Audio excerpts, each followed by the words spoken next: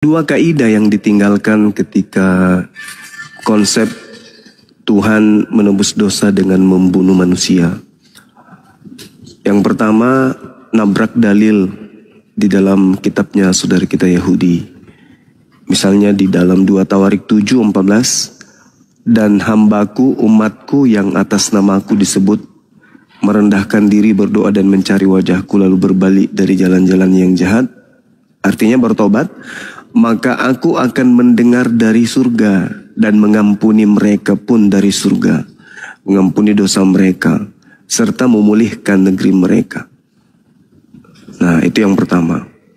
Kemudian yang kedua, ketika dikatakan bahwa Tuhan mengampuni dosa dengan membunuh manusia, di samping membantah dalil pernyataan-pernyataan Tuhan itu sendiri, yang kedua, itu malah larinya kepada ajaran paganisme, penyembahan dewa Molok. Karena orang-orang terdahulu penganut paganisme, ketika mereka ada musibah, ada keadaan yang tidak mengenakkan pada lingkungan mereka atau pada diri mereka atau pada kelompok mereka, maka mereka senantiasa mempersembahkan anak manusia kepada dewa Molok. Nah, selanjutnya ada hal yang menarik yang perlu saudara-saudara Kristen pahami, yang tertulis di dalam 1 Timotius 1. Di situ ternyata yang diampuni dosanya bukan Adam alaihissalam, melainkan Paulus. Jadi konsep penebusan dosa itu adalah rekayasa yang dilakukan oleh Paulus demi untuk menghapus dosa-dosa dia, karena adanya kemudian Kristus yang datang kepadanya. Di dalam 1 Timotius 1 nomor 12 sampai nomor 16, nomor 17 dikatakan gini, aku bersyukur kepada Dia yang menguatkan aku, yaitu Kristus Yesus Tuhan kita, karena Dia menganggap aku setia dan mempercayakan pelayanan ini kepadaku. Aku yang tadinya seorang penghujat dan seorang penganiaya dan seorang ganas, tetapi aku telah dikasihinya, karena semuanya itu telah kulakukan tanpa pengetahuan, yaitu di luar iman. Malah kasih karunia Tuhan kita itu telah dikaruniakan dengan limpahnya kepadaku dengan iman dan kasih dalam Kristus Yesus. Perkataan ini benar dan patut diterima sepenuhnya. Kristus Yesus datang ke dunia untuk menyelamatkan orang berdosa, dan di antara mereka akulah yang paling berdosa. Tetapi justru karena itu aku dikasihinya, agar dalam diriku sebagai orang yang paling berdosa, Yesus Kristus menunjukkan seluruh kesabarannya. Dengan demikian aku menjadi contoh bagi mereka yang kemudian percaya kepadanya dan mendapat hidup yang kekal. Jadi konsep penebusan dosa sebenarnya itu jualan Paulus kepada para pelaku dosa supaya percaya kepada Kristus yang datang kepadanya, agar orang-orang yang melakukan dosa itu menyembah kepada Kristus yang datang kepada Paulus ini. Nah, ini sudah tabrakan dengan ajaran Yesus yang datang kepada Bani Israel, yang mengajarkan berkurban dengan hewan ternak, lalu kemudian menyembah hanya kepada Tuhannya Bani Israel, dan mendudukkan dirinya sebagai rasul utusan Tuhan kepada Bani Israel. Jadi antara pola yang diajarkan Yesus dengan pola yang diajarkan Kristen itu berbeda bak langit dan bumi. Demikian.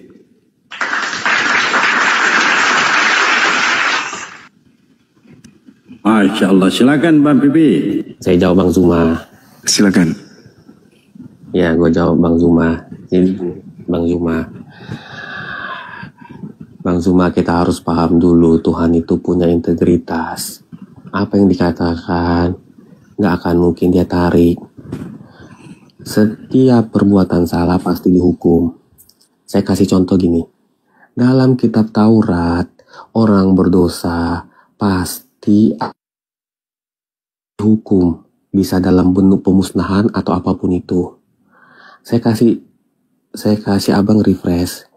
Dalam kitab Musa, ya jelas abang, pada saat bangsa Israel di tanah Mesir, ya, bagaimana caranya agar bangsa Israel tidak mati pada saat tulah itu keluar?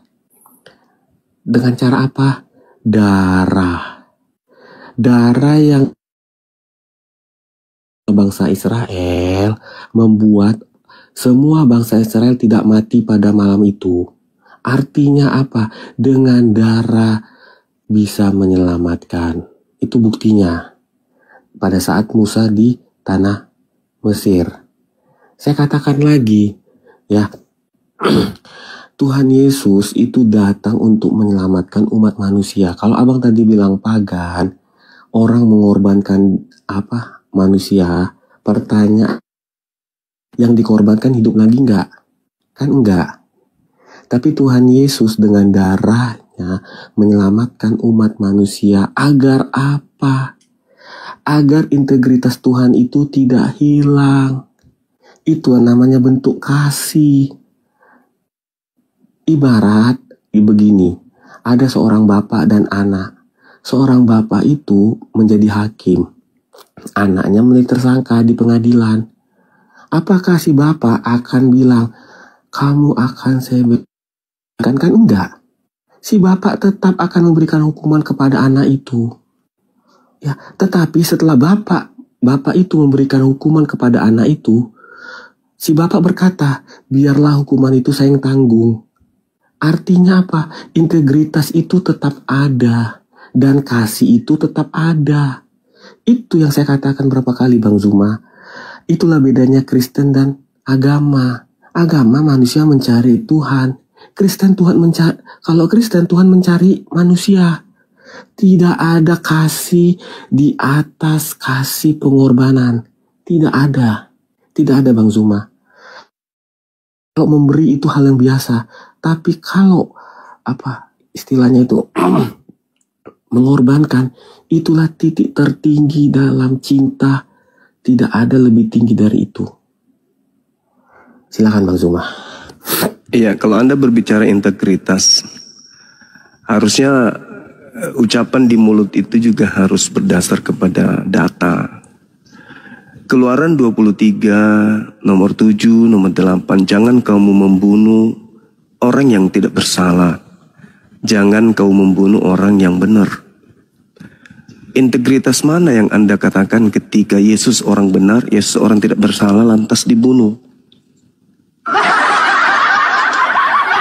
Amsal 6 nomor 16, 6 perkara yang dibenci oleh Allah, oleh Tuhan, bahkan 7 kekejian di dalam hatinya. Perkara yang dibenci dan perkara kekejian dalam hatinya. Apa itu?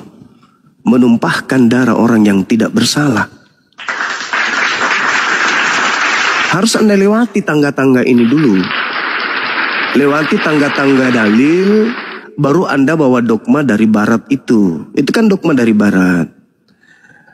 Timur Tengah tidak mengenal doktrin-doktrin persembahan kurban manusia, bla bla bla segala macam, kecuali Dewa Molok. Lewati pagar dalil dulu. Firman yang Anda katakan firman Tuhan dulu yang Anda jadikan sandaran untuk menegakkan ajaran paganisme yang Anda barusan jabarkan. Anda boleh lihat dalam Yeremia 31 sampai 34 bagaimana Tuhan, aku tidak akan lagi mengingat-ingat dosamu. Semua telah aku ampuni, semua telah aku hapuskan. Tadi 2 Tawarik 14 nomor 7 itu dianggap lelucon rupanya. Kemudian dalam Yehezkiel 18, ayahnya yang melakukan pemerasan, yang merampas sesuatu dan yang melakukan kemudian hal-hal yang tidak baik di tengah-tengah bangsanya, sungguh ia akan mati karena kesalahannya. Tetapi kamu berkata, mengapa anak tidak turut menanggung kesalahan ayahnya? Karena anak itu melakukan keadilan dan kebenaran, melakukan semua ketetapanku dengan setia, maka ia pasti hidup. Orang yang berbuat dosa itulah yang harus mati. Anak tidak akan menanggung kesalahan ayahnya dan ayah tidak akan turut menanggung kesalahan anaknya. Orang benar akan menerima berkat kebenarannya dan orang fasik akan bertanggung jawab atas kefasikannya. Tabrak dulu dalil ini, jangan cuma ditabrak tapi dilewati. Berdamai dulu dengan dalil bang. Kalau cuma doktrin kayak begitu, ya botol kecap pun bisa disembah, menebus dosa. Kalau cuma doktrin, dogma. Di dalam Imamat 1 nomor 2, katakan kepada Bani Israel, jika mereka hendak mempersembahkan korban penebus dosa, hendaklah mereka mempersembahkan hewan ternak, kambing, domba, sapi, lembu. Sejak kapan rupanya anak Maria itu domba, kambing, sapi, lembu? Terlalu hina Yesus itu Anda buat. Hanya gara-gara ego yang dimiliki oleh pendiri agama saudara, yaitu Paulus. Tapi saya nggak perlu berbanyak bicara. Bagaimanapun juga kalau Anda sudah terjerat dengan ajaran tipu muslihatnya Paulus, pasti Anda akan kekeh mempertahankan doktrin dan dogma tersebut. Saya hanya minta satu. Tolong tunjukkan data di dalam kitabnya Yahudi yang menjadi dasar pijakan kenabian dan kerasulan Yesus, yang menjadi pijakan dia disebut guru, tuan dan rabi bagi orang Yahudi, yaitu kitab-kitab Yahudi, kitab Tanakh.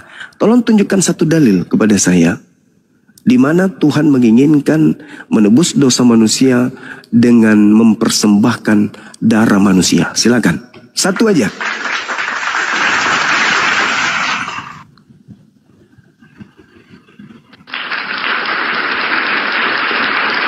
Silakan Bang Pipi.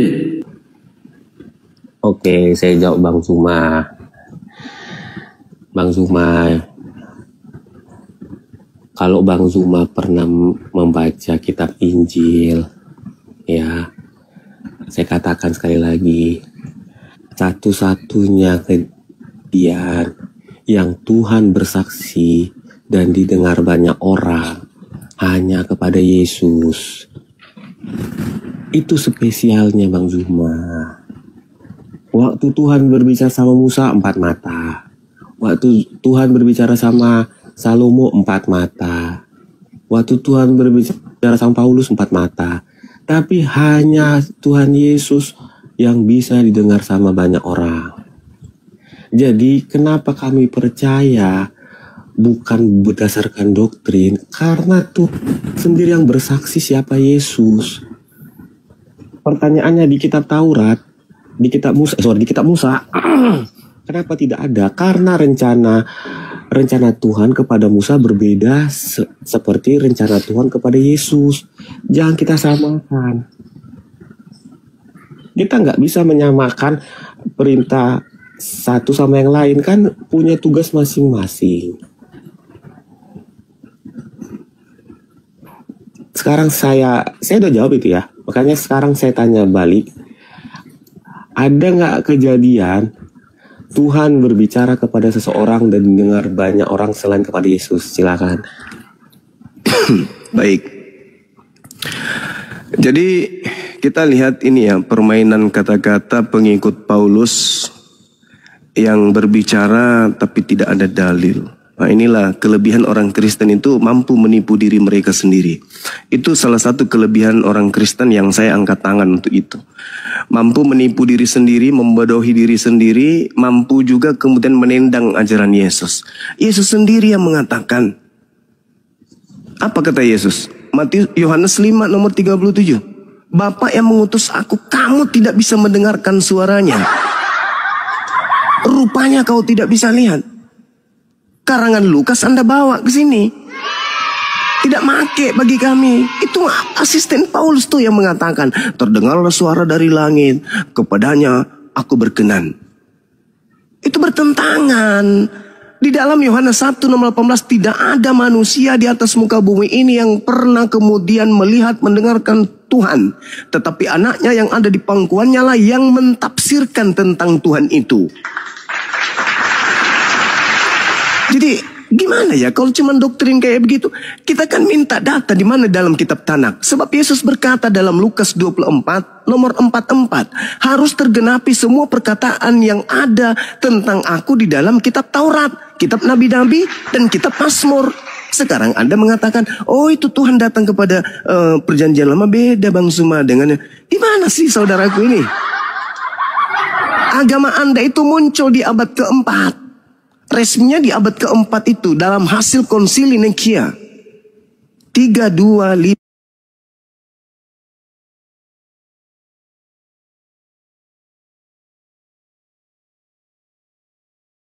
Masehi. Baru Yesus Kristus itu dilantik jadi Tuhan. Kalau Anda mengatakan, inilah anakku yang kukasihi, kepadanya aku berkenan, maka dengan demikian Yesus haram hukumnya kemudian disalib. Mazmur 37, nomor 28, nomor 29, nomor 30 dan seterusnya. Aku Tuhan mencintai hukum, aku tidak akan meninggalkan orang yang aku kasihi selama-lamanya. Itu kata Mazmur, itu kata Daud. Dan Yesus sendiri berkata, harus tergenapi semua yang tertulis tentang aku di dalam kitab Mazmur. Maka apa yang ada dalam kitab Mazmur? Aku Tuhan mencintai hukum, dan aku tidak akan meninggalkan orang yang aku kasihi. Inilah Yesus yang kukasihi, anakku. Loh, gak ditinggalkan anaknya itu. Apalagi jadi korban untuk dosa-dosa. Kampret orang-orang Roma Yunani. Mereka yang membunuh, mereka yang memperkaos, mereka yang mencuri, mereka yang merampok. Orang yang dikasihi Tuhan pula yang harus jadi korban. Ini ajaran pikun. Ajaran yang bertentangan dengan akal dan wahyu. Kecuali cuma mau jual dogma, doktrin, laku. Kristen itu laku. Agama Anda, konsep Anda, kalau Anda menggunakan senjata double di tangan, peluru, rudal, panser, masuk ke dalam wilayah untuk memaksa orang ikut agama Anda, baru cocok. Kalau dalam keadaan tenang seperti ini, kemudian satu-satunya utusan Tuhan yang terdengarkan suara dari langit itu cuman itu nggak make bagi orang berakal, itu nggak cocok bagi kami orang berakal. Kami mungkin bisa ikut dari kepada konsep Anda kalau kami diancam bunuh, mungkin. Tapi kalau dalam keadaan aman begini, tidak mungkin orang mau dibodohi. Kemudian, ketika Anda mengatakan Yesus itu adalah orang dikasihi, berarti Yesus itu tidak boleh dibunuh. Karena Tuhan mencintai hukum. Apa hukum yang datang kepada Tuhan? Yang Tuhan datangkan kepada Bani Israel? Hukum Taurat. Tuhan cinta kepada hukum Taurat. Tetapi kenapa kemudian Yesus mati untuk menebus hukum Taurat? Coba Anda lihat di Galatia 3 nomor 13. Kristus telah menebus Kristen dari kutuk hukum Taurat dengan jalan menjadi kutuk karena Kristen, sebab ada tertulis, terkutuklah Yesus yang mati digantung di tiang salib. Ada-ada saja agama Anda ini. Jadi tidak laku, saudara, kalau Anda mengatakan bahwa dia datang untuk mengasihi kita. Oh, berarti Anda tidak belajar untuk mengkaji tentang apa keinginan Tuhan, sehingga dia mengutus Yesus. Inilah anakku yang tunggal, kepadanya aku berkenan. Yohanes 3:16. Barang siapa yang percaya kepadanya tidak akan binasa. Maka percaya kepada Yesus. Jangan percaya kepada Paulus in the gang. Percayanya harus kepada Yesus. Yesus, ya paman, apa yang harus aku lakukan supaya saya dapat memperoleh hidup yang kekal? Itu baru betul. Apa kata Yesus? Jangan membunuh. Berarti jangan menyalib. Jangan ada penyaliban. Jangan bersaksi dusta. Berarti jangan mutar balik ajaran Yesus. Jangan ada ilah lain padamu. Berarti jangan kau lantik anak Maria itu sebagai Tuhan. Itu ajaran Yesus itu begitu. Hargai, hormati ibumu. Berarti jangan kau anggap seorang wanita melahirkan Tuhannya yang adalah anaknya. Ajaran Yesus itu sederhana kalau menggunakan akal. Hidup kekal itu adalah mereka mengenal Engkau satu-satunya Tuhan dan mengenal Yesus Kristus yang Engkau utus. Berarti untuk mendapatkan hidup kekal atau hidup di surga, kata Yesus, la ilaha illallah, Yesus Rasulullah. Jangan dibuat-buat aneh. Hidup kekal itu adalah minum darah Yesus, makan daging Yesus. Jangan dibuat kayak ajaran dari timur, dari barat. Jangan dibawa kayak gitu. Amin. Jadi kembali kepada ajaran Yesus, bahwa di dalam Matius 8 nomor 4, Yesus berkata kepada pengikutnya, perlihatkanlah dirimu kepada imam, persembahkanlah persembahan yang diperintahkan oleh Nabi Musa. Apa persembahan yang diperintahkan oleh Nabi Musa? Darah hewan, bukan darah manusia. Darah manusia itu Dracula, zombie itu bang. Jadi sekali lagi, berlembut dalam berlisan bukan menandakan itu sebuah kebenaran. Iblis itu sangat halus di dalam menyesatkan. Demikian.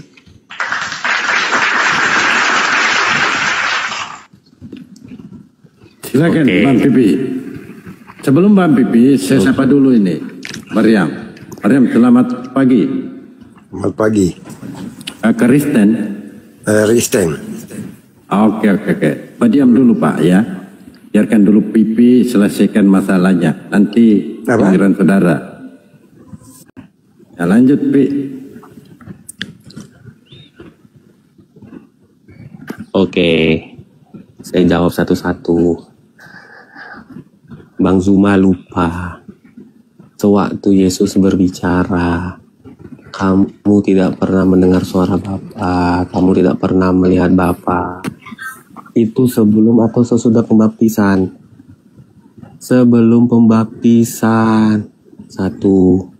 Yang kedua, arti kamu itu apakah mewakili seluruh umat manusia? Bukan. Arti kamu itu adalah orang-orang yang di sekitar situ, termasuk murid-muridnya. Makanya benar yang dikatakan Tuhan Yesus.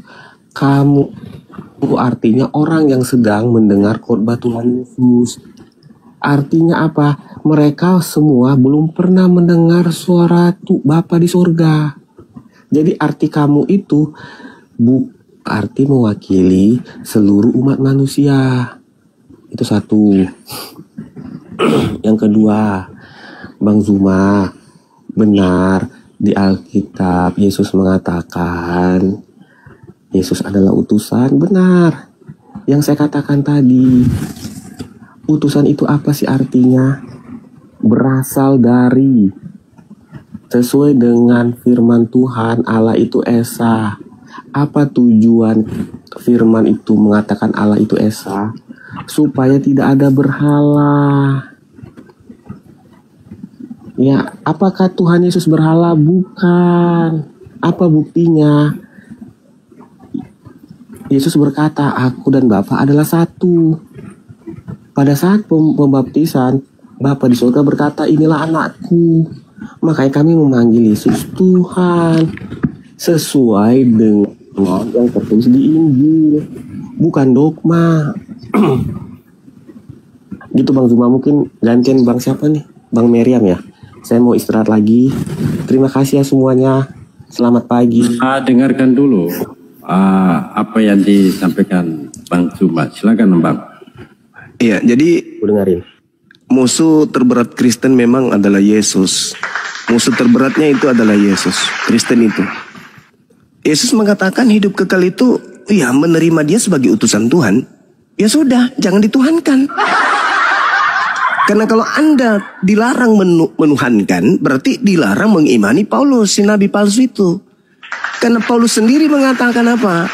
Di Roma 14 nomor 9, untuk itulah Yesus mati agar ia dibangkitkan oleh Tuhan untuk menjadi Tuhan bagi orang Kristen. Jadi tujuan disalibkan, dibunuh, ditumpahkan darah, jadikan korban agar menjadi Tuhannya Kristen. Kristen ini tidak puas kalau cuma satu Tuhannya. Harus minimal dua Tuhannya Kristen itu. Kalau Anda mengatakan Tuhan itu esa, jangan kotori mulut Anda. Tuhan Anda itu banyak. Saya buktikan. Ya. Di dalam Filipi 2 nomor 6, nomor 7, nomor 8. Tuhan Anda turun ke bumi. Mengosongkan diri. Setelah mengosongkan diri, apa yang terjadi? Dia tidak mempertahankan ketuhanannya. Dia mengosongkan dirinya. Artinya si Tuhan yang Anda sembah itu sudah kehilangan kemahaannya karena dia sudah menjadi makhluk. Dia sudah menjadi manusia. Dia sudah menjadi ciptaan. Menjadi ciptaan Tuhan Anda itu. Theos turun ke bumi. Tidak mempertahankan keteosannya. Melainkan mengosongkan diri dan menjadi rupa, mengambil hamba dan menjadi rupa seorang hamba dan menjadi manusia. Coba, berarti Tuhan Anda yang tadinya roh sudah mengosongkan dirinya, menghilangkan semua kemahaannya, lalu menjadi manusia. Nanti Tuhan Anda ini ketika mati yang jadi manusia ini dibangkitkan oleh Tuhan yang lain. Yesus itu dibangkitkan setelah Tuhan Anda mengambil rupa manusia, menjadi hamba Dia. Sudah tak ada lagi Tuhan. Tapi coba Anda lihat di dalam kisah para rasul, bagaimana kemudian Tuhan Anda dibangkitkan kembali oleh Tuhan yang bernama Allah. Jangan bicara Kristen Tuhannya Esa sama saya. Nanti saya muntah. Karena Kristen itu paling anti satu Tuhan. Justru adanya Kristen karena untuk menggagalkan adanya konsep satu Tuhan. Kristen muncul untuk mengajarkan Tuhan itu banyak. Bahkan Kristen muncul di dunia ini untuk mengajarkan bahwa Tuhan itu ada ibu Tuhan, ada sepupu Tuhan, ada adik tiri Tuhan, ada ayah tiri Tuhan, ada opungnya Tuhan, ada tulangnya Tuhan. Banyak Tuhan itu gara-gara Kristen. Jadi jangan kotori mulut Anda. Tuhan memang itu esa, makanya Yesus itu utusan. Anda tidak mengerti tentang utusan. Bukan. Anda sedang ingin menipu orang banyak dengan bermanis-manis di sini. Tapi maaf, ini bukan gereja. Di sini orang berakal semua. Anda hanya bisa membodohi sesama Kristen. Tapi kalau di luar Kristen, khususnya umat Islam, Anda tidak akan pernah bisa menjual Tuhan yang dari orang Barat itu ke kami. Sayangnya, Kristen itu tidak berpola satu Tuhan. Kristen itu Tuhannya banyak sekali. Tidak bisa dihitung. Silakan.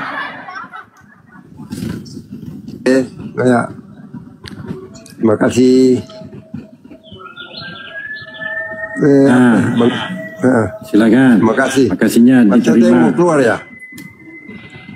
Enggak, di bawah dia. Oh iya. Saya dulu ya. Kristen banyak. Iya banyak ya, nggak apa-apa lah.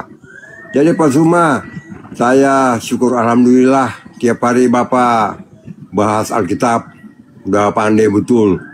Cuma sayangnya yang Anda bahas itu Anda putar balikan. Tahu nggak? Coba baca yang tadi yang Filipi 2 sama Galatia 3 ulang. Jangan nipu-nipu, Pak. Iya, Galatia 3 yang mana yang saya harus ajarkan ke Anda? Kamu itu bilang boleh berdoa. Saudara, yang mana yang harus saya ajarkan kepada Anda? Baca, Galatia atau Filipi 2? Sudah Galatia 3 tadi. Oh, Galatia 3. Baca ulang. Baik. Baik.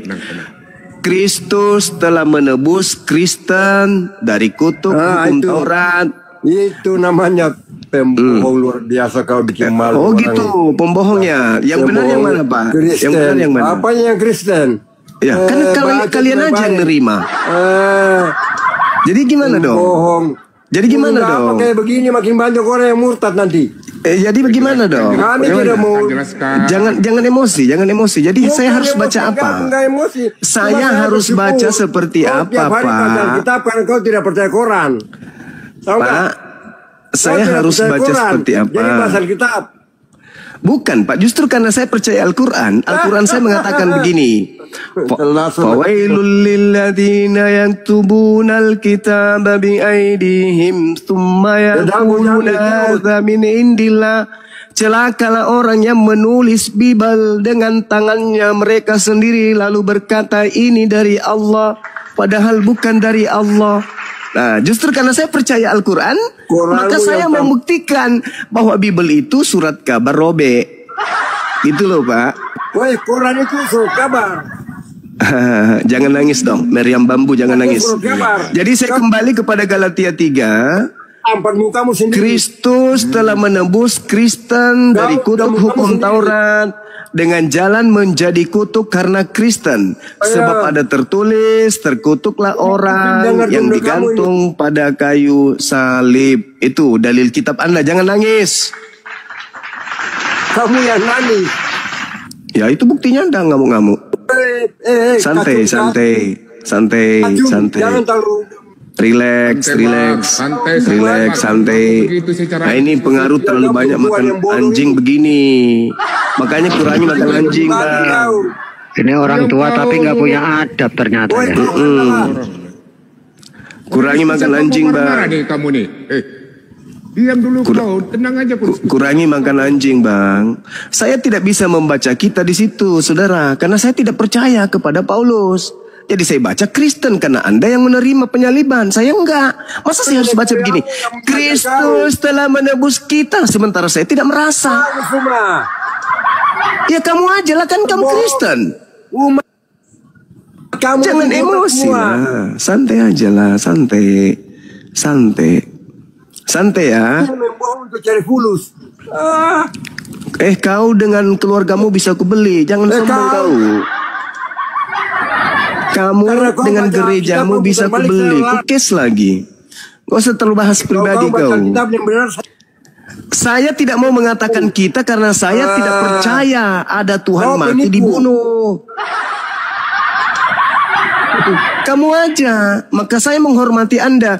Kristus telah menebus Kristen. Saya tanya dulu. Yang ditebus Yesus di atas tiang salib Kristen kan? Manusia semua. Nenekmu kiper, kau aja dongo. Saya tidak, saya nggak mau. Tidak percaya sudah. Kau yang dongo. Kamu yang tiduri kambing, Yesus yang harus menebus dosamu. Dompala. Tapi jangan yang saya. Ini kitabmu saya baca. Saya cukup menghargai kitabmu. Galatia 3 nomor 13. Kristus telah menebus Kristen dari kutuk hukum Taurat. Salah nggak itu? Salah nggak itu? Pura-pura begitu. Salah nggak itu dong? Kamu mau memaksakan saya jadi Kristen? Hah? Kenapa kamu memaksa saya harus jadi Kristen? Kenapa? Kau mengatakan di situ kita, kau aja kale. Ngapain saya ikut-ikutan dongo? Dompala kablama, kau aja. Galatia 3 nomor 13. Saya ulang, dengarkan baik-baik. Kristus telah menebus Kristen dari kutuk hukum Taurat dengan jalan menjadi kutuk karena Kristen. Sebab ada tertulis, terkutuklah Yesus yang digantung pada kayu salib. Kenapa kau nangis? Kenapa kau paksakan saya harus menerima Yesusmu, dompala? Kenapa saya harus menerima? Kenapa saya harus menerima dosa saya ditebus dengan jalan kutuk? Tidak malu ya. Kablampet, kau aja tolol. Itu Kristus, Kristen. Kristen artinya pengikut Kristus. Saya bukan pengikut Kristus. Tua bangka pemakan anjing. Tolol, dompala, lampet. Masa saya harus menjadikan kau orang beriman? Ya ayyuhalladzina amanu. Kau harus masuk di situ juga. Nenekmu kiper. Dompala. Sudah saya cukup menghargai. Galatia 3 nomor 13. Kristus telah menebus Kristen. Lah, apa yang salah? Oh, kita semua masuk lo. Dekat di sini kulempar sendal jepit kau. Masa lo, kamu juga Bang Suma, nenekmu kiper. Kopi telan linggis. Mau maksa-maksa saya juga jadi Kristen? Tak boleh dong. Dalilmu ini. Kristus telah menebus Kristen dari kutuk hukum Taurat dengan jalan menjadi kutuk karena kita. Sebab ada tertulis. Nah, ini menjadi kutuk. Jadi kamu menyembah makhluk terkutuk. Nauzubillah min zalik. Kamu ikut-ikutkan maksud saya di situ. Nenekmu kiper. Jadi jangan emosi lah. Baca dalil itu kan sudah bagus itu. Kristus telah menebus Kristen dari kutuk hukum Taurat. Ya mengertilah kalau saya bilang Kristen. Artinya saya tidak mau memasukkan diri saya ke dalam Bible Anda. Karena saya bukan pengiman Bible Anda. Kok marah? Emang tertulis begitu kok. Dalam original teksnya itu tertulis dengan kata hemas. Hemas itu artinya kami, kamu, bisa juga. Mereka juga bisa, kepada kami juga bisa. Itu makanya belajar itu Bible. Jangan cuma doktrin aja kayak ST ini, kayak si Pipi ini. Kerjanya hanya telan doktrin aja. Doktrin aja terus. Kapan sih kalian bisa jadi manusia?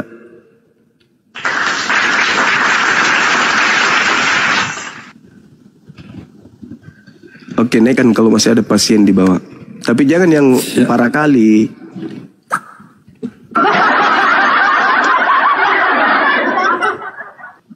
Nah, gimana Pi? Pipi.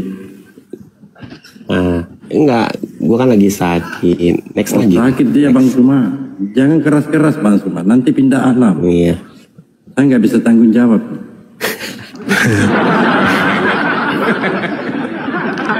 Ya udah, makasih semuanya. Selamat pagi. Dan selamat pagi. Mau kemana? Aduh. Dia sudah ngaku sakit, dia udah sakit. Artinya mungkin bagian kepala retak di dalam.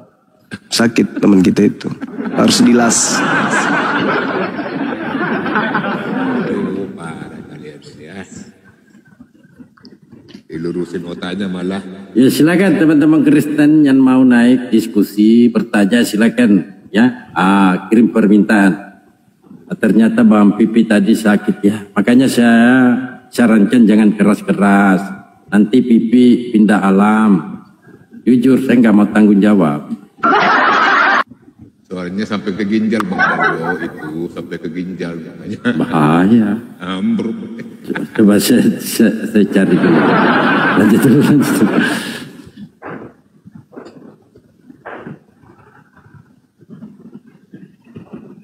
Saya cari Oten dulu.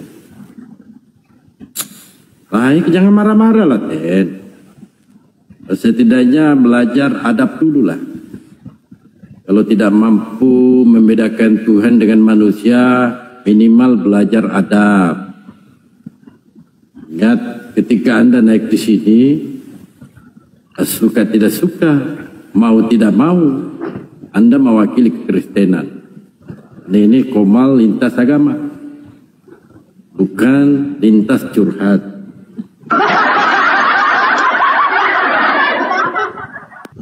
Saya undang-undang dulu ya. Mana ini OT-nya? Assalamualaikum, Terapi.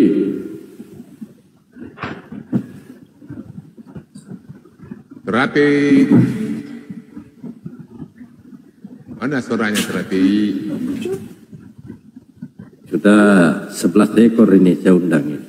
Semuanya baik-baik semua. Memang nggak ada yang mau. Takut ya. Dari yang sehat-sehat Bang Darwo, yang ada yang sedikit sehat lah, jangan terlalu banyak. Apa Parit? Kristen itu ada 3. Yang pertama pintar. Ketika dia sudah cerdas pintar, dia akan mualaf. Dan kedua setengah pintar. Ini yang setengah pintar ini dia menjadi ateis. Dan ketiga botol. Ini botol ini menjadi dungu. Itu yang botol ini menjadi dungu. Ya, assalamualaikum Bang Dewa. Jadi ada 3 di situ. Pintar dan dungu. Coba ini.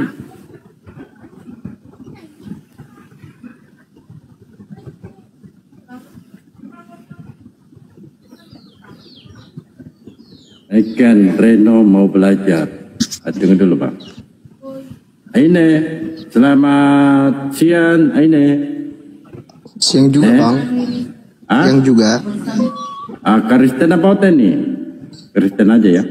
Kristen. Silakan. Mungkin ada mau ditanggapi apa yang disampaikan oleh gurunda kami Bang Suma. Silakan Bang. Oh baru tapi, ini saya baru jujur dulu ya, Bang. Jujur dulu, betul-betul abang ini Kristen ya? Iya betul. Betul. Jadi abang ini masih menuhankan Yesus kan? Betul. Betul. 100%. Ya. Enggak bisa ditawar Bang. Oh nggak bisa itu Bang. Oh nggak bisa Bang. Bang Suma. Maksudnya begini. Maksudnya begini, itu bukan barang yang bisa ditawar menawar. Itu bukan barang. Oh iya siap. Silakan Bang. Oke, ini apa ya? Diskusinya tentang apa ini? Ketuhanan Yesus gitu. Terserah Abang, apa materi yang Abang kuasai, silakan. Apa saya yang bertanya tentang keyakinan Abang atau gimana? Silakan Bang, terserah Abang mau apa, mau jual cilok, silakan. Oh gini, oke. Tapi saya pastikan dulu ini jaringan saya agak bagus apa enggak ya. Gini Bang, kita mulai dari luar biasa pertanyaannya. Silakan Bang semua jawabannya. Belum bertanya loh abangku. Oh belum. Wah yang serius lah. apakah saya boleh bertanya kan? Apakah di dalam keyakinan abang itu Tuhan abang itu yang menguasai surga, bumi dan segalanya? Apa betul itu, Bang? Iya, Rabbus samawati wal ard. Dialah Tuhan pencipta yang menguasai langit dan bumi beserta isinya. Berartinya dialah yang penguasa di segala isi bumi dan di dalam surga, begitu. Ya, betul. Itu pas ya berarti. Nah, pertanyaan selanjutnya, Ya. apakah di dalam keyakinan abang mengakui Alkitab itu seperti Taurat, Zabur dan Injil? Ya, betul. Kami mengakui, termasuk mengakui kitab saudara. Jadi kami mengakui kitab Taurat, kitab Zabur, kitab Injil, dan kami juga mengakui perjanjian lama, perjanjian baru. Ya, siap. Kita sudah mendengarkan itu bahwasanya Tuhan abang ialah penguasa surga dan bumi. Nah, kita kembali ke dalam ketuhanan Yesus ini, Bang, ya. Iya.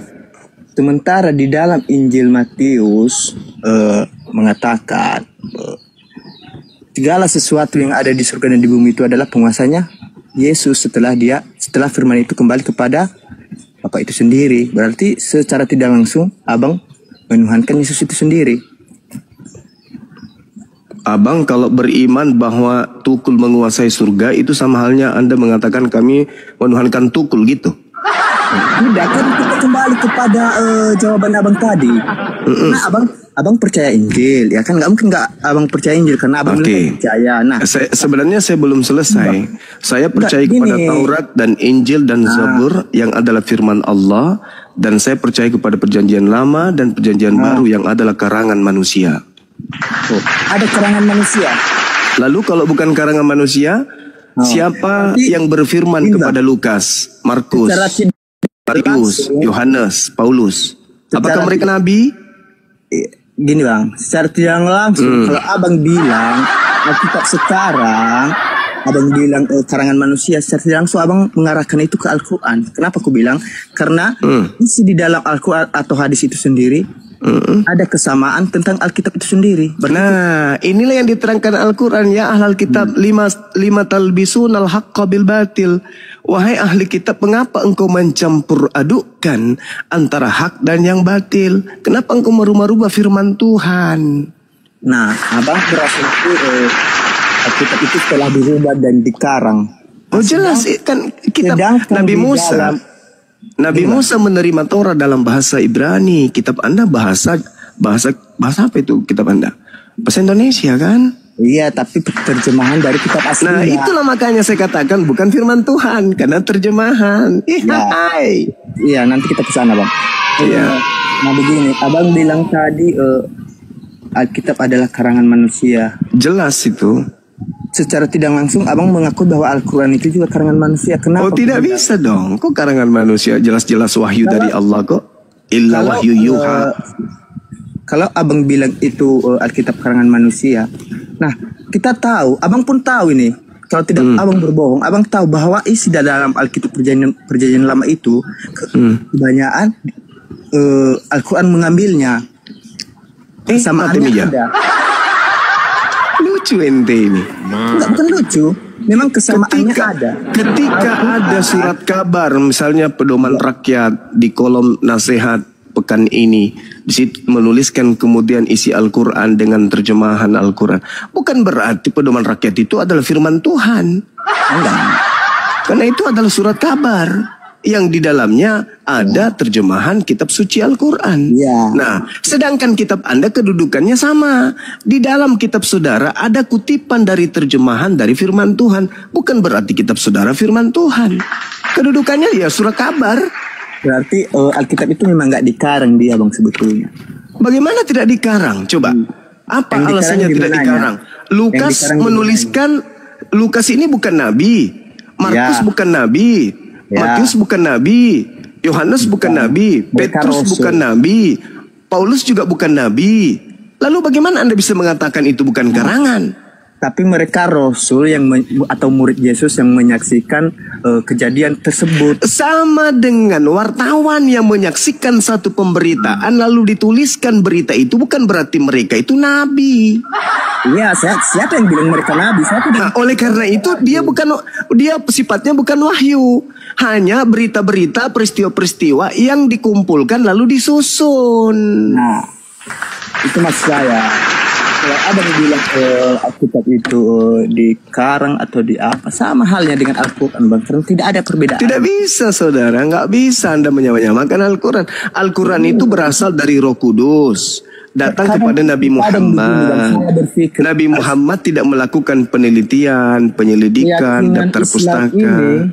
Bilang Al-Quran. Tunggu dulu, abang aneh. Sendiri mereka Abang, ketika Anda bertanya, bisa nggak Anda berdiam? Bisa, ketika tapi Bang Suma menjawab. Saling menanggapi satu sama lain. Kan nggak apa-apa, bang. Bukan saling menanggapi, bang. Ini kita berbicara di sini bukan congok. Kita berbicara sesuai dengan dalil. Jadi Anda ketika membantah itu, silakan ditampilkan dalilnya. Ketika Bang Suma bicara, Anda diam. Iya, kan silakan. Kan saya membuktikan bahwa Al-Quran itu ada kesamaan dengan Alkitab itu sendiri. Contoh kesamaannya, contoh. Banyak, bang, seperti cerita para nabi, kayak Nabi Nuh. Nah, contoh para nabi yang ada di dalam kitab saudara ini ambil dari mana? Oh, dari Taurat. Nah, dari Taurat. Ya. Al-Quran menjelaskan sebagian dari isi Taurat. Ya wajar. Pembedanya saudara, pembedanya dengarkan. Pembedanya, Al-Quran itu diwahyukan dari langit, dari sumber yang juga pernah mewahyukan kepada Nabi Musa. Sedangkan kitab Anda hanya terjemahan dari remah-remah yang jatuh dari ajaran Yahudi. Terjemahan tapi isinya tetap sama gitu loh. Artinya bagaimana sama. Anda bisa tahu bahwa sama? Sedangkan sama, original teksnya nggak ada. Ada. Mana coba? Kita bahas ini. Abang tadi bilang kan nggak ada deh, nggak ada. Berarti kalau abang bilang itu Alkitab itu karangan manusia, termasuk juga kayak Taurat, Zabur dan Injil itu abang bilang karangan. Iya kan? Taurat itu wahyu dari langit kepada Nabi Musa.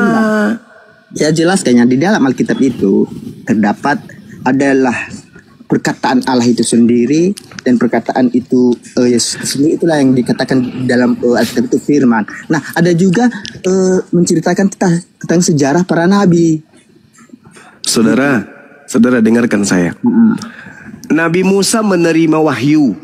Nama wahyunya itu adalah Taurat. Dan Taurat ini hanya untuk Bani Israel. Catat itu dulu. Iya, betul. Lalu kemudian nabi-nabi kecil menerima kemudian Nefiim, Ketubim, dan itu semuanya hukum-hukum untuk Bani Israel. Catat itu dulu. Kemudian kitab Tanak ini, yang 3 kelompok tadi ini, itu diambil terjemahannya lalu dibawa ke barat. Nah, di barat menjadikan terjemahan ini sebagai firman Tuhan. Masalahnya itu di situ. Seperti begini, bang, ya. Contohnya ini. Sebagian dari bantah pakai dalil, saudara. Iya, tunggu dulu. Ini kan kami saling abang kalau bisa diam dulu kan. Seandainya kan di sini banyak kita orang Indonesia kan, tentunya banyak juga saudara Muslim yang tidak tahu bahasa Arab. Nah, ketika Bang Juma ini mengartikan dalam bahasa Arab, apakah itu artinya salah atau tidak? Itu maksud saya. Saudaraku, Al-Quran diterjemahkan ke dalam bahasa manapun, tetap saja Al-Quran itu menyertakan original teksnya. Itu yang pertama. Yang kedua, Al-Quran itu diwahyukan oleh Allah ke langit, ke bumi, itu untuk seluruh umat manusia. Sedangkan kitab Tanak, Taurat, Ketubim, Nefiim, itu hanya untuk Bani Israel. Lalu kenapa ada di dalam agama Kristen nongol? Tapi kan begini, bang. Penjelasan Alkitab penjelasan para nabi itu, cerita para nabi dengan Al-Quran itu kan sama. Berarti bukan dikarang kan, artinya pun tetap sama walaupun dia ada dalam bahasa Indonesia, dalam bahasa Inggris, dalam bahasa Yunani, dalam bahasa Ibrani, tetap sama dia bang artinya. Karena tapi menerjemahkan aja karena kitab orang Indonesia gitu. Nah sekarang saya tanya, firman Tuhan itu bisa dikoreksi nggak sama manusia? Oh nggak bisa. Kalau terjemahan bisa nggak dikoreksi? Kalau terjemahan, kalau emang salah bisa dikoreksi. Berarti terjemahan bukan firman Tuhan kan? Loh, menerjemahkan dari firman enggak, saya tanya, terjemahan itu bisa dikoreksi kan? Bisa. Firman Tuhan bisa dikoreksi nggak? Enggak. Terjemahan firman Tuhan nggak? Mengoreksi dalam hal ketika contohnya abang orang Arab contohnya kan. Nah, kamu menerjemahkan dalam bahasa Indonesia ada kata yang salah di situ, maka itu yang dikoreksi. Oh, bukan itu. Iya, sekarang kalau misalnya nih Nabi Musa menerima Taurat dalam bahasa Ibrani, boleh nggak bahasa Ibrani itu dikoreksi oleh manusia? Karena itu memang benar dia apa kan? Berarti nggak boleh karena itu firman Tuhan, betul? Ya dong, karena itu firman Tuhan maka tidak boleh dikoreksi. Kalau terjemahan kenapa bisa dikoreksi? Karena bukan firman Tuhan. Iya. Jadi Anda sudah akui dalam bahasa Indonesia begitu loh. Berarti Anda sudah akui bahwa kitab Anda itu bukan firman Tuhan. Oh, saya tetap akui itu firman Tuhan, tapi dia diterjemahkan. Kenapa bisa dikoreksi? Kenapa boleh dikoreksi? Itu hak abang mengoreksinya. Loh, bukan. Kenapa bisa direvisi? Tapi kan saya tidak mengoreksi apa yang ada di dalam Alkitab itu walaupun dia bahas dalam. Kenapa kitab saudara setiap saat direvisi, dikoreksi? Kenapa? Siapa yang merevisi? Di mana? Di mana direvisinya? Ya ini baru-baru muncul TB2, terjemahan lama, terjemahan baru. Iya, itu kan terjemahan lama yang mana dan terjemahan baru yang mana. Tapi kan tetap artinya sama. Mana ada sama? Mana ada sama? Contoh, kubacakan kepada saudara terjemahan yang baru. Kristus telah menebus kita dari kutuk hukum Taurat dengan jalan menjadi kutuk karena kita, sebab ada tertulis terkutuklah orang yang digantung pada kayu salib. Terjemahan lama. Maka Kristus sudah menebus kita daripada kutuk Taurat itu dengan menjadi satu kutuk karena kita, karena ada tersurat bahwa terkutuklah tiap-tiap orang yang menggantung pada kayu salib. Bagaimana itu? Nah di situ konteksnya beda bang. Itu adalah perumpamaan memberikan kita pelajaran. Makanya kalau kita membaca Alkitab itu kita harus memahami bahwa perumpamaan yang mana, pelajaran yang di mana. Waduh, gitu. Bagaimana ceritanya? Saya mengatakan kepada saudara, kitab saudara itu bukan firman Tuhan karena terjemahan. Anda mengatakan firman Tuhan. Kalau firman Tuhan kenapa bisa dikoreksi?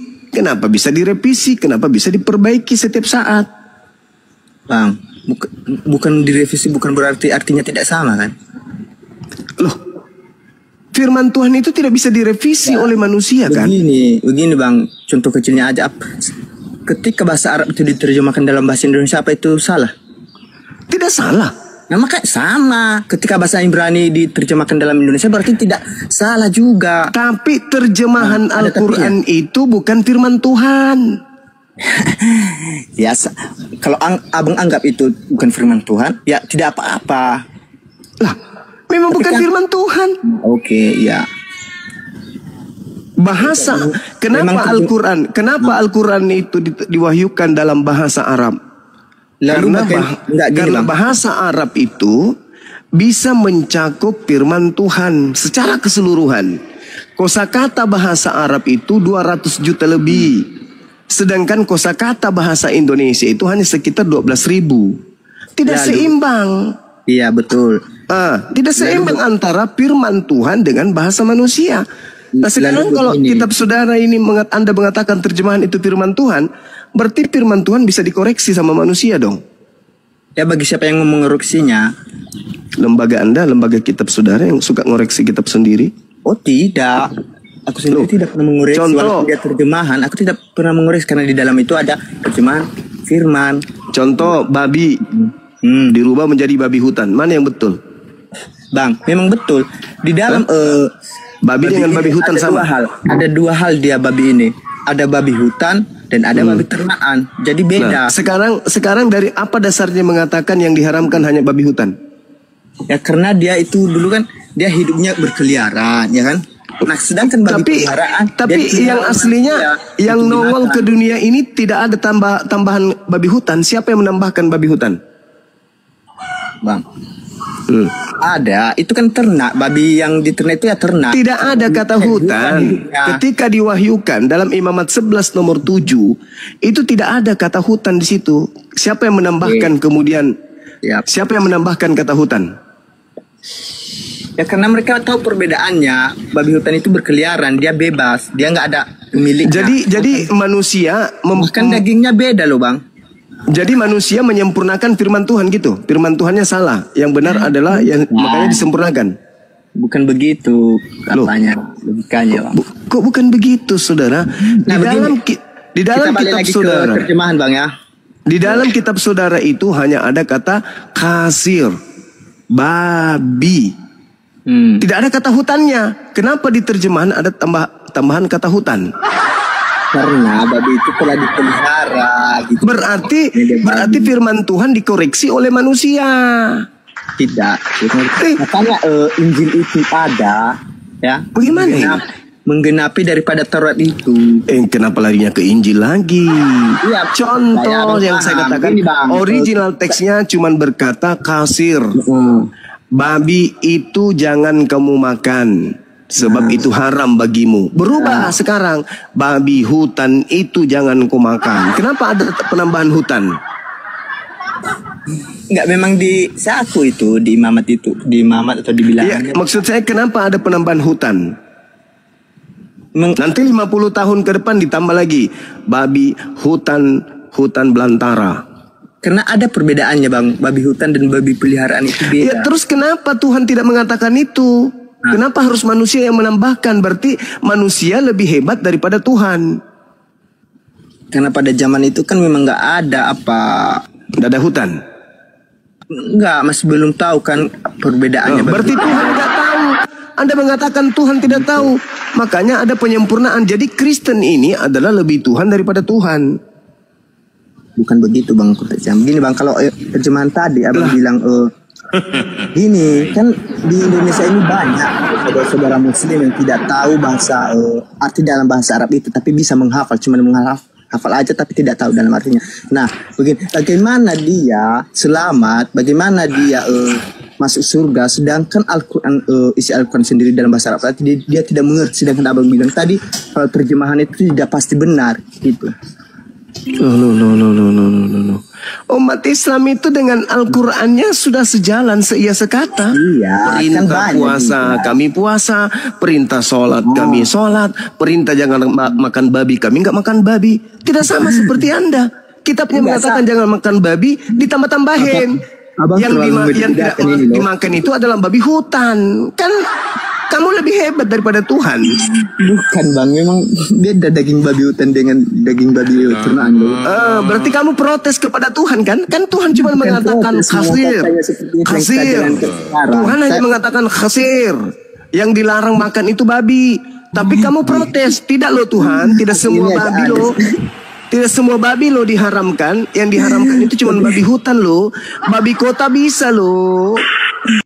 Tadi setelah ini loh, tadi kan setelah Abang mengaku bahwa penguasa surga itu Tuhan, Abang lari ke terjemahan. Saya bilang ini terjemahan itu apa? Tadi saya bertanggung jawab, Dek. Saya katakan kitabmu bukan firman Tuhan.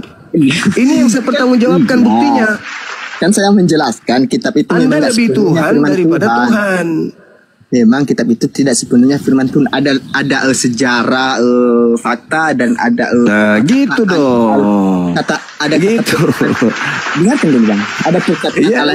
Saya cuma mau mendengarkan pengakuan saudara bahwa Bible itu bukan firman Tuhan, itu aja. Bukan sepenuhnya firman Tuhan. Tidak ada lagi firman Tuhan di situ, karena semuanya terjemahan. Apa yang bilang nggak ada firman Tuhan di situ? Yang mana yang firman Tuhan? Yang mana? Walaupun dia terjemahan, setiap perkataan Yesus atau Allah itu berarti Anda menganggap bahwa yang menerjemahkan itu Tuhan.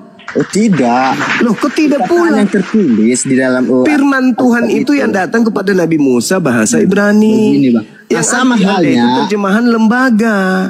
Kalau Anda mengatakan itu firman Tuhan, berarti lembaga itu Anda anggap Tuhan. Begitu, Bang. Gimana dong kawan? Loh, pintar. Bang, buka mute-nya bang. Ketika orang menerangkan bang, Jangan di-mute, jangan Bang. nyerocos. Tidak, ketika orang berbicara abang Ini kan membantah, Saya saling paham. membantah. Membantah itu boleh bang. Membantah menggunakan dalil, menggunakan data. Lu bantang gak ada dalil. Gimana? Lu lucu kamu ini. Tadi dari tadi Anda jangan ditanya.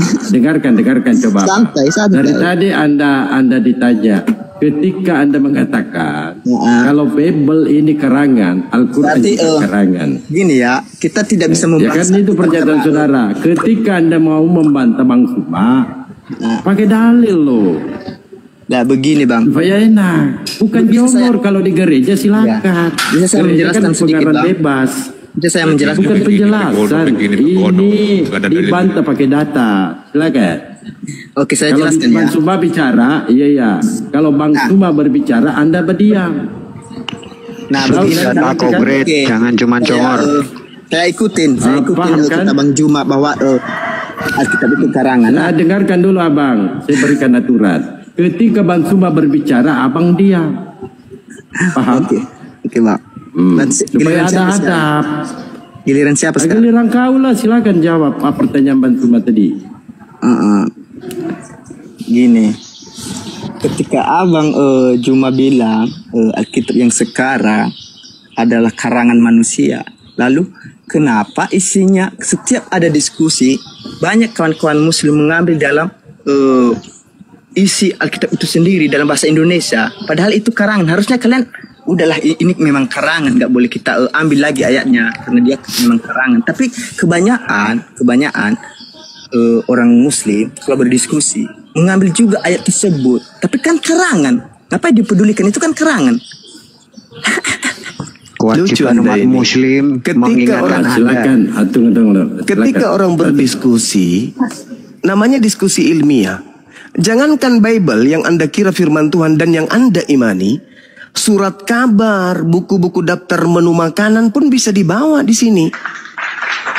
Ketika saya membaca isi Bible, bukan berarti saya mengakui itu firman Tuhan. Ketika saya membaca surat kabar, bukan berarti saya mengakui itu firman Tuhan. Begitu juga ketika saya membaca kemudian buku-buku novel, bukan berarti saya membaca firman Tuhan.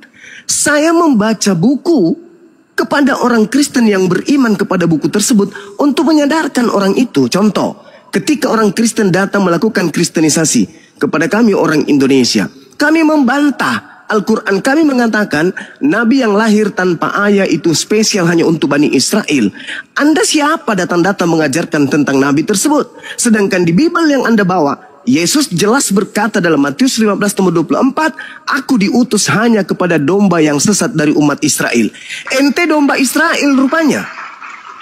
Oke. Anda dari Bani Israel, kan bukan? Nah, bukan berarti saya membaca firman Tuhan. Saya menyadarkan bahwa kitab Anda itu pun mengatakan bahwa Yesus hanya untuk Bani Israel tok. Lalu Abang percaya dengan ayat yang Abang sebut barusan? Jangan ke saya, tanya diri Anda. Kan dongo itu namanya. Anda percaya enggak? Anda percaya enggak kepada dalil saudara? Anda percaya enggak kepada kitab saudara? Iya, kan itu karangan tadi Abang bilang. Apakah Sekarang saya tanya, apakah Anda percaya kepada dalil itu? Ya udah, Anda lebih baik turun di bawah, Dek. Anda tidak punya kapasitas untuk berdialog. Gak apa-apa. Anda istirahat aja dulu. Kenapa diturunkan? Istirahat aja dulu. Kenapa diturunkan? Sedangkan Abang bilang tadi. Gak ada dalil. Enggak. Bukan begitu cara berdiskusinya. Itu kan kitab saudara. Yesus berkata, aku diutus hanya kepada domba yang sesat dari umat Israel. Apakah Anda percaya? Anda bertanya ke saya, apakah Bang semua percaya? Saya percaya itu tertulis di dalam kitab saudara. Tapi saya tidak percaya itu ucapan Yesus.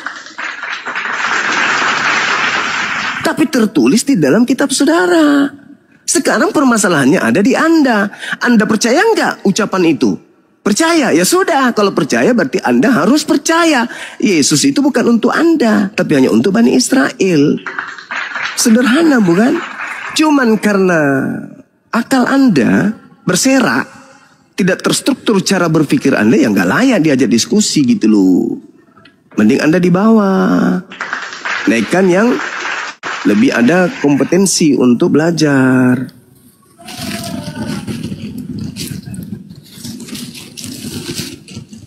Nah, dicari dulu Bang Sumai, dicari dulu.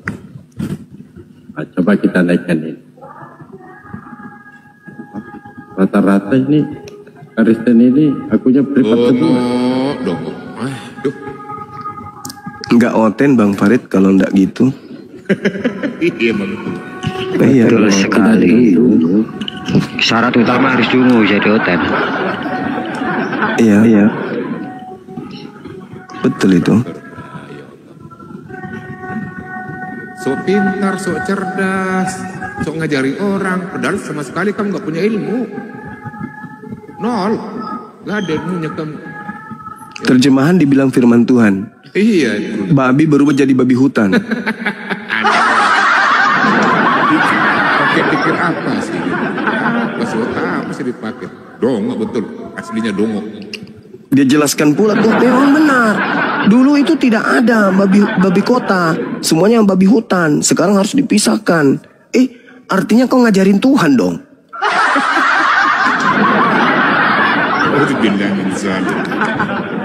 Artinya Tuhannya yang berfirman ini tidak maha tahu. 2020 diganti jadi babi ngepet Bang.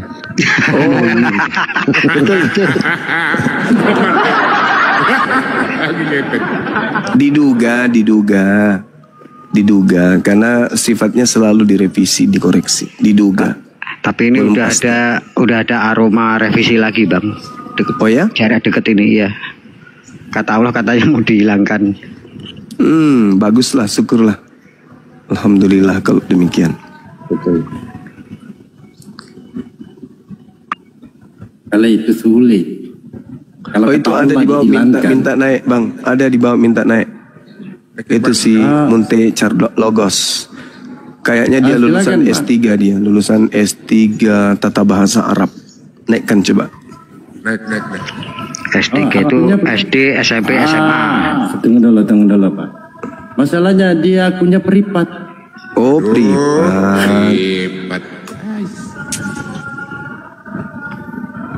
Mana dia? Minta naik tapi akunnya di privat gitu. Kirim permintaan Bang. Kayaknya tanda-tanda orang ketakutan semua kalau ada Bang Zuma, privat semua. Ya jelas pastilah. Privat baru minta naik ya. Minta naik, enggak minta permintaan, akunya privat.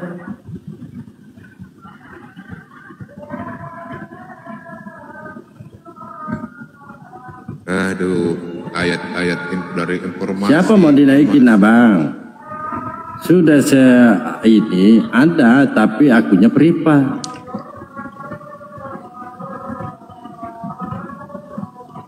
Bagaimana Bang semuanya? Kalau ada satu ayat ajaran-ajaran dalam satu kitab itu berasal dari tulisan-tulisan manusia ya, hanya berasal dari informasi-informasi. Bagaimana Bunda Bang bisa meyakini? Aneh. Ya karena di situ ada ini, ada kenikmatan tersendiri gitu loh. Dosa ditebus, jaminan surga, nggak ada siksa kubur. Siapa sih yang nggak mau? Makanan semua dihalalkan, minuman semua dihalalkan, nggak ada yang haram. Orang-orang yang tidak berakal dan cinta dunia, ya pastilah mau ke situ. Tapi orang yang takut kepada Tuhannya, orang yang takut kemudian kepada neraka dan cinta kepada keselamatan, ya pasti lebih milih berakal, pasti milih Islam. Iya, insyaallah. Iya. Tapi berarti milih cuma duniawi aja ya, Bunda? Iya, betul. Mereka hanya surganya di dunia sijinul mukmin wa jannatul kafir. Jadi dunia ini surga bagi orang-orang kafir. Jauh-jauh ya Allah, enggak lah. Mending sengsara di kehidupan singkat daripada sengsara di kehidupan kekal, kan gitu. Benar. Lagian kita di dunia juga nggak sengsara-sengsara amat kok. Iya kan ya? Betul. Iya benar. Happy aja kita, bahagia aja kita. Alhamdulillah. Jadi bahagia di dunia, bahagia juga di akhirat. Nah, itulah Islam. Double bagiannya banget. Double, betul. Alhamdulillah banget pokoknya. Masya Allah. Jadi kalian Kristen bahagia di dunia, akhirat nggak bakal lagi, nggak ada bagian kamu di akhirat nanti. Surga. Nggak ada surganya kamu. Karena kau sudah bahagia, merasa bahagia di dunia, ngelupain akhirat. Ya bagianmu cuma di dunia aja. Selesai. Nah gitu Bang, cuma ya udah. Iya, betul. Jadi mereka ini nggak mau terikat Bang. Gurunda Bang semua nggak mau terikat dengan persoalan akhirat gitu. Aturan-aturan Allah turun nggak mau terikat, merasa terpenjara gitu loh. Jadi nggak mau dia ikut itu. Ah, ngapain? Banyak aturan begini begono gitu. Nggak mau dia Bang. Galatia 5 nomor 1. Iya. Kristus telah memerdekakan mereka dan membebaskan mereka dari kuk penghambaan. Gitu. Jadi mereka nggak. Berarti sudah dijelaskan Bang Suma ya? Udah dijelaskan udah. seperti itu. Udah. Terus Kolose 2 coba dibaca. Kolose 2 di data mereka itu mereka diajarkan untuk meninggalkan perintah-perintah Tuhan. Itu jelas itu. Aturan-aturan terkait dengan aturan makanan, minuman, itu di Kolose mereka tidak boleh lagi tunduk. Tidak boleh tunduk lagi. Data nomor 2 Kolose 2 nomor 16 sampai nomor 23. Di situ mereka nggak dilarang lagi mengikuti perintah-perintah. Nggak boleh lagi dibatasi makan minum, nggak boleh. Makanya Paulus mengatakan segala sesuatu halal bagiku, segala sesuatu boleh bagiku. Malah boleh makan semua daging. Semua daging itu boleh dimakan. Gimana dong? Daging apa ya Bang? Berarti Bang, kalau segala sesuatu halal, kawin sama monyet bisa nggak Bang? Bisa berarti ya? Iya, segala sesuatu halal bagaimana? Itu masih mending. Kalau daging manusia yang dimakan kan jadinya sumanti. Coba lihat di ini Bang, 1 Korintus 10:25. Benar enggak pernyataan saya? Ada nggak yang bisa baca? 1 Korintus 10:25.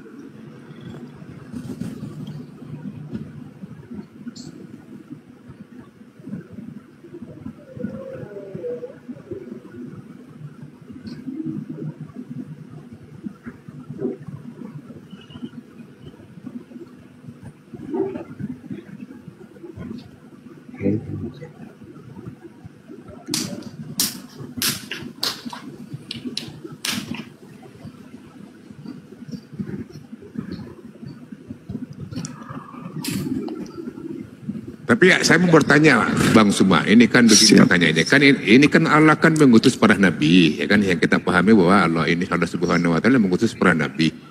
Jadi Paulus ini diutus sama siapa Bang Suma? Kristus. Paulus sih. Yang katanya rasul katanya, rasul dari mana? Iya. Loh, makanya dalam Galatia 1 itu dia mengatakan aku dipilih dari sejak dalam rahim ibuku. Pertanyaannya dipilih sebagai apa? Dan siapa yang memilihnya? Iya kan? Aku dipilih dari sejak dalam rahim ibu. Di Galatia 1 itu.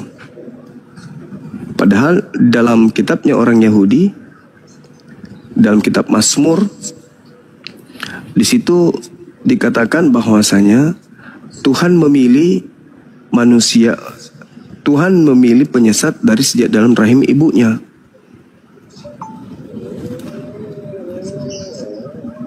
Oh, berarti Paulus sudah mengakui ya, tapi ini pengakuan yang tidak, menurut saya tidak ada legitimasi dari Allah itu sendiri Bang Suma ya.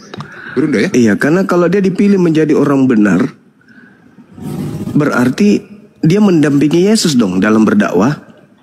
Oh iya, iya, iya. Iya kan? Mazmur 58 nomor 3. Orang fasik ya dan orang pendusta penyesat itu telah dipilih dari sejak dalam rahim ibunya. Nah, Paulus sendiri di Galatia mengatakan aku dipilih oleh dia sejak dalam rahim ibuku. Dipilih sebagai apa? Enggak jelas itu Guru ya. Kembali ke Mazmur 58 nomor 3 dipilih sebagai itu. 1 Korintus 10:25 ternyata benar apa yang dikatakan Guru Dayuma. Kamu boleh makan segala sesuatu yang dijual di pasar daging tanpa mengadakan pemeriksaan karena keberatan-keberatan hati nurani. Wah, ini bahayanya yang tanpa pemeriksaan loh. Ya kan? Ini kalau ada yang mutilasi dijual, waduh bahaya ini. Benar-benar bahaya. Di sini sejenak teman-teman, saya ibadah dulu di sini lagi ya. Silakan. Siap. Jangan dicoba-coba nanti ya. 1 Korintus 10:25 ya. Takut saya. Standby aja di sini Bang. Iya. Nanti kita carikan yang mau diskusi. Baik, lanjut. Bagaimana Bang Dewa? Apa mau mempraktekkan 1 Korintus 10:25? Tidaklah, kami umat muslim itu umat yang takut sama yang namanya Tuhan. Beda sama umat sebelah, yang jelas-jelas umat sebelah itu tidak takut sama aturan Tuhan. Mereka lebih takut sama aturan manusia. Ketika yang namanya mereka sakit apa ya? Contoh sakit darah tinggi. Ketika mereka sakit darah tinggi, dokter menyarankan jangan banyak makan garam. Mereka takut loh makan garam. Ketika sakit apa lagi ya? Dokter menyarankan jangan makan ini, jangan makan itu. Mereka takut. Tapi pada saat aturan Tuhan dikatakan jangan makan babi, mereka embat itu babi. Jangankan tidur sama babi. Betul kata Bang Juma, jangankan makan babi, tidur sama babi. Siapa sih seger-seger itu? Tidurnya sama babi dia itu. Betul ya Bang Juma ya? Luar biasa mereka itu. Semua dimakan kecuali meja. Semua yang di laut dimakan kecuali kapal selam. Semua yang di laut dimakan kecuali jet tempur. Inilah Oten. Kata Pak Palopo bilang, kalau misalkan tentara merayap itu bisa dimakan sama mereka itu. Bukan lagi guys. Macam. Ya silakan Oten yang mau naik. Oh kalau mau ini kaos ya silakan ya Pak Jul, terima kasih. Promosi dulu iklan. Ya, kalau mau bikin kaos silakan nanti DM ke Dewa ya. Fotonya bebas, mau foto dengan Bang Juma, mau foto dengan Uni Ripa, dengan Pak Dalbo, dengan Ustadz Tahta, bebas fotonya ya. Silakan nanti DM ke Dewa. Tapi Dewa sudah produksi sih, lagi produksi ini. Hari Rabu beres, mungkin hari apa ya? Bikin lagi hari Kamis. Tapi kalau mau ada yang mau beli kaos buatan Bang Juma langsung, buatan anaknya, ya silakan hubungi Bang Juma aja, DM Bang Juma ya, kalau nggak Bang Handi. Ya, kaosnya mantap Bang Dewa, alhamdulillah, terima kasih banyak Pak Borneo ya. Insya Allah kaosnya mantap. Kalau misalkan Pak Dalbo pakai kaos Dewa, Pak Dalbo pernah cerita pengalaman. Dia pakai kaos Dewa, jalan ke mall, kenalan sama cewek, padahal bini orang itu, ngaku janda itu. Ya, Pak Dalbo ya. Saking bagusnya itu.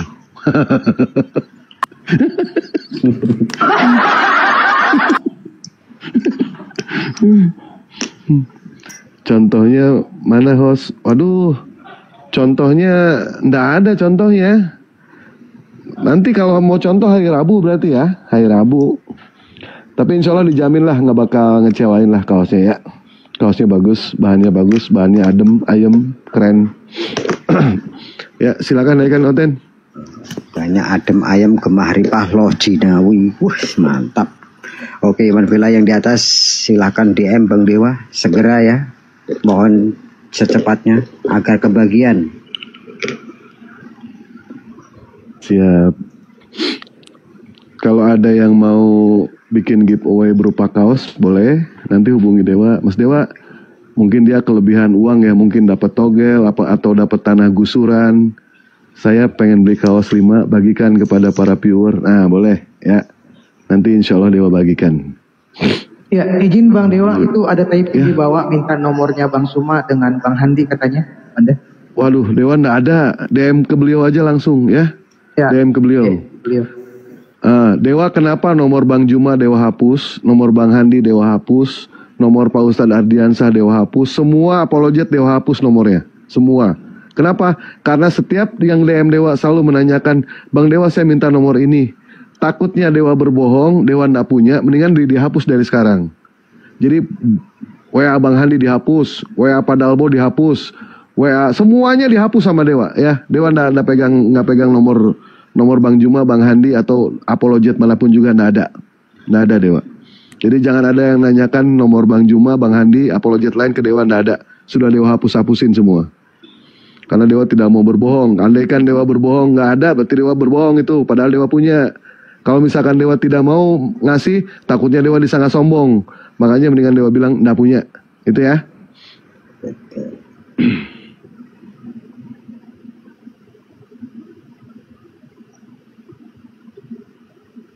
Ya, Bang Dewa, saya mau bertanya ini tentang Matius 8:22. Boleh ya, Bang Dewa? Ini enggak ada, Bang. Ini rasionalnya bagaimana ini? Biarlah orang yang mati itu menguburkan orang yang mati. Ini gimana ceritanya, Bang Dewa? Kalau menanyakan kepada orang yang berakal, tidak akan sanggup, Bang, untuk menjawab pertanyaan itu. Tetapi kalau ditanyakan kepada orang yang tidak berakal, dia bisa menjawab.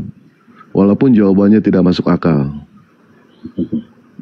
Dewa sendiri bingung, Bang. Terlalu banyak ayat-ayat yang membingungkan di dalam Bible, Bang. Bahkan Dewa mengumpulkan ayat-ayat pertentangan di dalam Bible.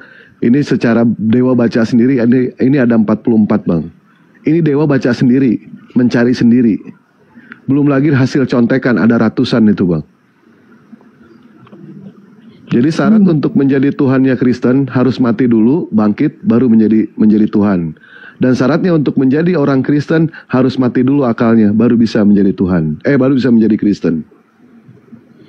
Nah, ketika Abang menanyakan seperti itu, Bang ya, banyak para pendeta, para pastor, mereka itu sekarang banyak memeriksakan dirinya kepada psikiater. Kenapa? Terlalu banyak domba-domba dari sekarang mulai berpikir, menanyakan ayat-ayat di dalam Bible sampai mereka sendiri tidak sanggup untuk menjawab. Sampai-sampai para pendeta, para pastor semua memeriksakan diri kepada psikiater. Mereka stres, Bang, dengan pertanyaan-pertanyaan para jemaat. Makanya banyak domba, mereka banyak yang kehilangan domba. Terbukti gereja-gereja sudah sepi sekarang di sana. Karena mereka sudah tidak tertarik dengan ajaran dibohongin sama pendeta. Sekarang sudah terbuka semuanya. Nah, seperti itu, Bang. Insya Allah. Iya. Jadi teman-teman audien di bawah, jadi kalau mau lihat keterangannya di Matius 8:22, ya narasinya biarlah orang yang mati itu menguburkan orang yang mati. Nah, kalau kita merasionalkan ya, orang mati menguburkan orang mati, biar cakrawala bagaimanapun kita buka tetap mati, nggak bisa menjangkau untuk menjawab itu. Ya, terima kasih Bang Deo. Siap. Oh, ini ada telepon dulu nih. Ada telepon, Dewa nggak tahu. Kalau terapi, kalau Yesus dan Musa, Elia ngobrol berjumpa di bukit, percaya nggak? Saya enggak, karena nggak kejam. Tidak sama sekali. Iya, tidak sama sekali. Tapi ada tertulis. Itu yang nulis Paulus. Dan Paulus ada yang tertulis. Coba dibuka. Pak Markus 9. Coba Pak Markus 9. Markus 9 di data kodeknya itu palsu, Bang.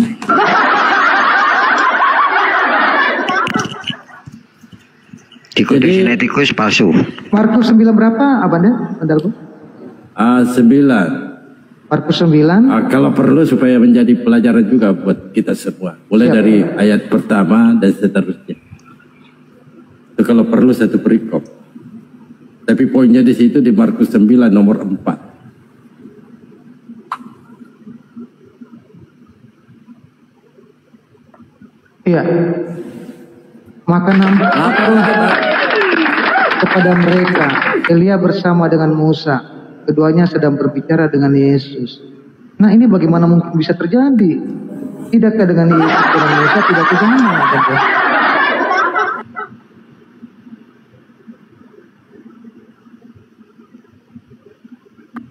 Justru saya yang bertanya, Bang. Mungkin ini akibatnya Bang Dalpo terlalu banyak kira-kira gitu ya. Kalau saya memahami ayat itu Bang, dia itu ingin menyamakan dengan kisah Nabi Muhammad. Karena di situ ada kata transformatif ya kan. Di situ dia mau menyamakan. Makanya saya cek di kodek itu ayat Markus sama Yohanes itu ada keterangannya, ada ayat palsunya. Di situ keterangan dari ayat 9 sampai 20. Begitu abangku.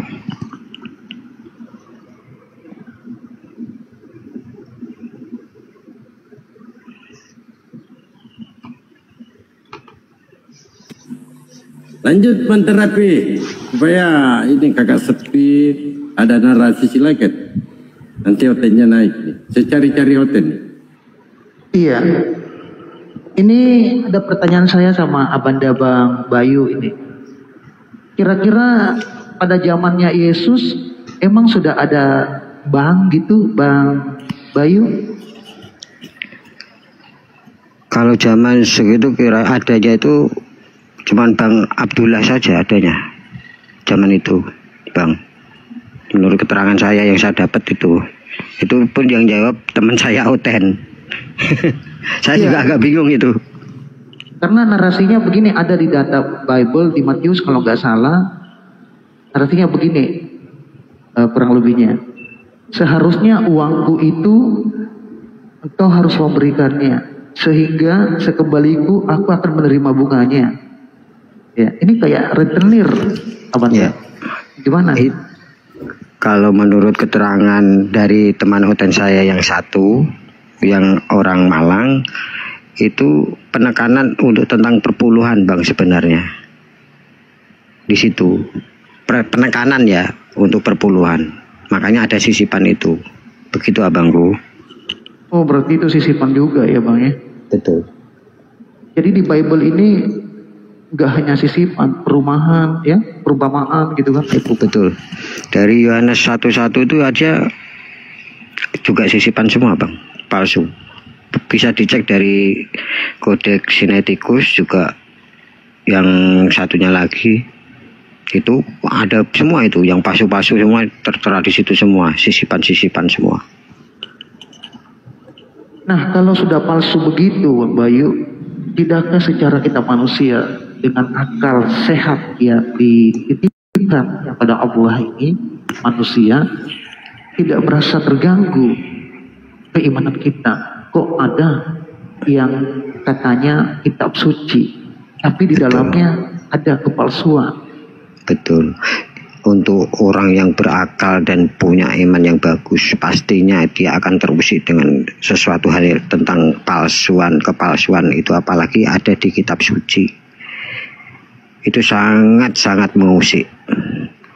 Makanya untuk kita ini umat muslim itu kewajiban kita mengingatkan mereka bila mana mereka mau menerima dengan legowo dan ibarat berpikir waras, alhamdulillah. Bila mana tidak mau menerima, ya alhamdulillah juga, kita juga nggak dapat dosanya dari dia, begitu Bang. Iya, jadi benar Bang Bayu. Tadi sempat ada narasi dari guru kita bahwasanya inilah yang terjadi dalam klaim Paulus itu di Galatia kalau nggak salah, atau di Korintus ya caranya. Betul. Bahwasanya Paulus ini mengklaim dirinya sebagai orang yang dipilih sejak dalam kandungan ibunya. Nah, ketika kita mau melihat di perjanjian lama, terkhusus di Yeremia 32:23 kan di situ. Narasinya, aku akan menjadi lawan mereka yang menubuatkan mimpi-mimpi dusta, yang menyesatkan umatku. Aku ini tidak pernah mengutus mereka. Nah, bagaimana mungkin Paulus menyatakan dirinya dengan gamblang bahwasanya dia dipilih sejak dalam kandungan ibu? Ini rasionalnya seperti apa untuk siapa dulu ini ya, bentar. Ya, haleluya, selamat malam. Shalom, selamat siang. Siang kembali. Haleluya, haleluya.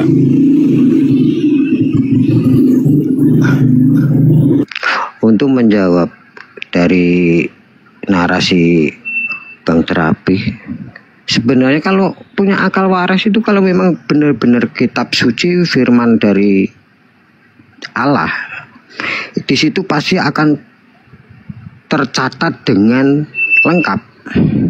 Bapaknya siapa, ibunya siapa, terus mengandung. Nah, yang ini ditulis kan cuman silsilah terakhir dia lahir doang.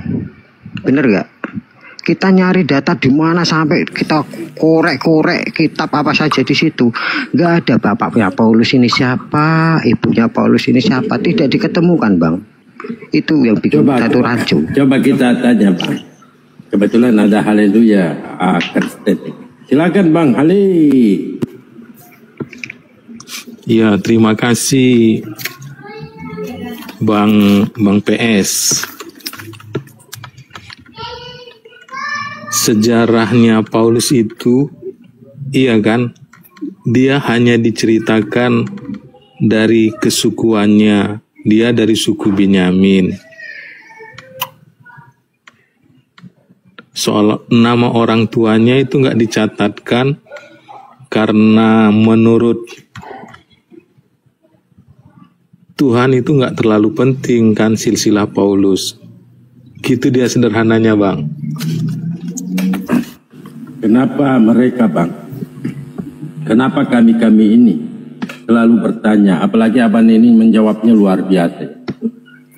Tuhan tidak mementingkannya. Tetapi masalahnya, Bang, Paulus sebagai utusan, ya, dia diakui oleh Kristen utusan dari Yesus, dari Kristus. Yang jadi masalah di sini, Tuhan, ya, Tuhan mempunyai silsilah. Sedangkan manusia yang bernama Paulus nggak punya silsilah. Itu dulu, abangku. Sederhana sekali itu. Maka menjadi pertanyaan. Tuhan mempunyai silsilah. Paulus sendiri nggak punya, gimana, abang? Silakan. Haleluya, haleluya.